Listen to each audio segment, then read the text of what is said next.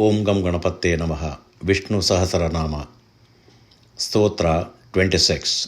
Based on discourses by Pujya Sri Bannanje Govidcharyas. Suprasādaḥ, prasannātmā, viśvadhṛk, viśvabhuk, vibhuḥ, satkartā, satkartāḥ, sādhuḥ, jahnu, nārāyaṇaḥ. Suprasādaḥ. Prasada means internal bliss or joy of the mind. Bhagavan, God, is the embodiment of supreme and boundless bliss, and he is known as suprasādaḥ.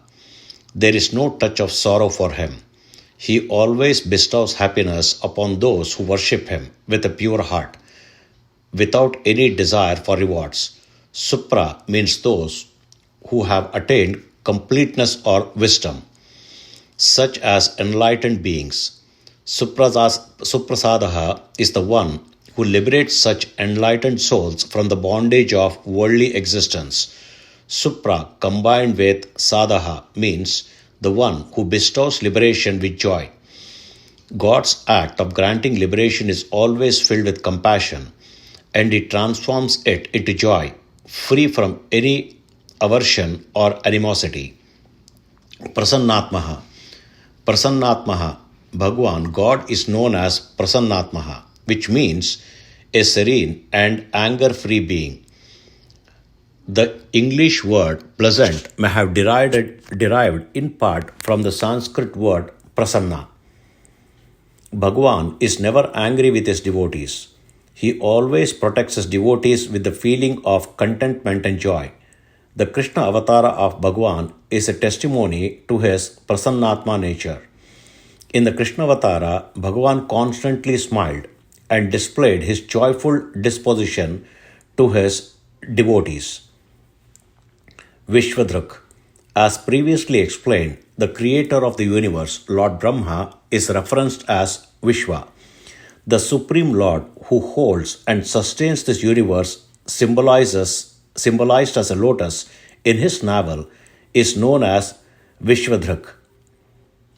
Viśvabhuk. During the time of dissolution, that is pralaya, he who completely consumes, that is bhokta, this universe and holds it within his abdomen is known as viśvabhuk. After preserving the universe, the Supreme Lord sustains it once again.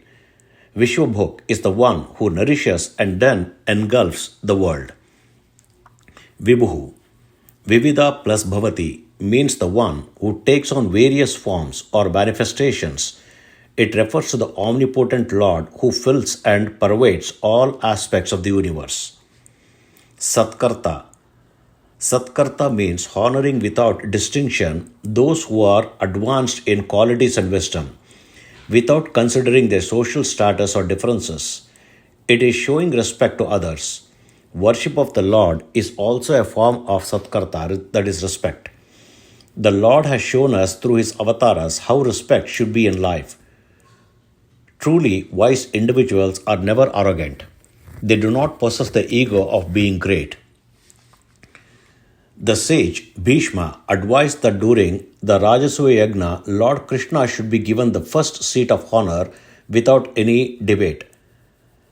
At that time, when searching for Krishna, he was found washing the feet of the guests who had come to see him.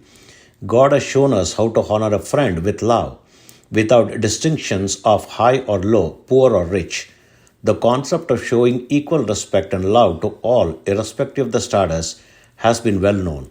When sage Durvasa came to visit Dwaraka, Lord Krishna personally pulled his chariot and took him to show the entire city before sending him off. By personally performing the worship that others usually do, by showing mercy to the devotees, by bestowing the results of their worship, and by demonstrating how respect should be, Lord Krishna has shown us how to respect others. He is the true satkartā. Satkartāḥ. Satkartāḥ refers to the Lord who is the creator of all things in this universe. He is the doer of knowledge, suffering, ignorance, destruction and liberation. The term Sat means that which is visible to the eyes.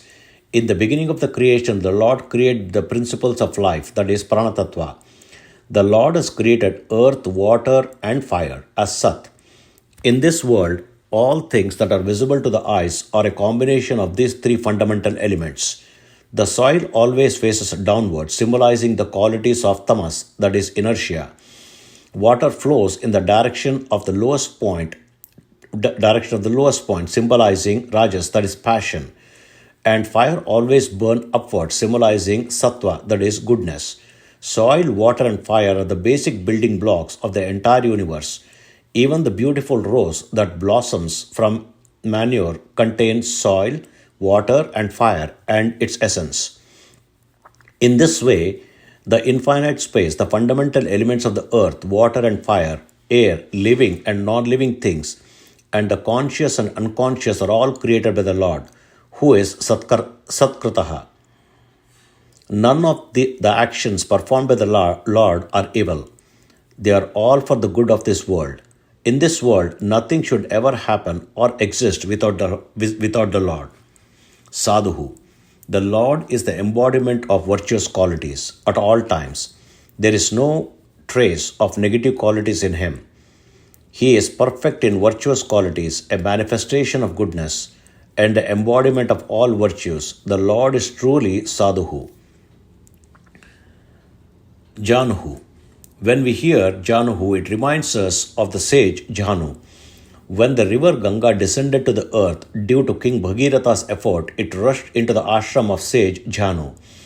Angered by this, sage Jahnu swallowed the entire river Ganga. Later, as per the prayers of the sages and munis, and with the consent of the divine deities, he released goddess Ganga. Because of this incident, the river Ganga is also known as Jahnavi, after sage Jahnu. Why is the Lord called Jahnu? There is no reason to name him with any meaningless or arbitrary word. Jahnu is a descriptive name for the Lord. Here, Jah means one who lets go, or one who abandons.